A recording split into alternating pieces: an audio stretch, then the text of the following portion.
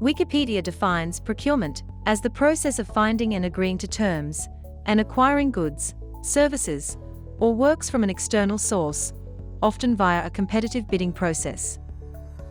Hospitality procurement is focused purely on the purchasing of goods and services for the hotel, restaurant, and resort industry.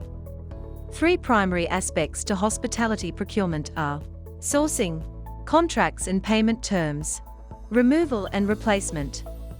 Sourcing includes finding vendors and gathering pricing information. Product quality and durability is very important when shopping for the hospitality industry. Negotiating contracts and payment terms with suppliers is extremely important since it impacts your budget and overall purchasing strategy.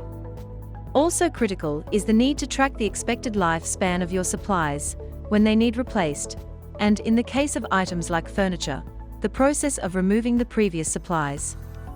But that's not all you need for a successful procurement strategy. Other details you need to consider. Have you negotiated the best rate possible, or did you settle for sticker price? Are you using effective procurement software to maximize your savings? Is your purchasing plan flexible enough to accommodate supply chain disruptions? Have you developed an internal procurement policy and effectively communicated it to your staff?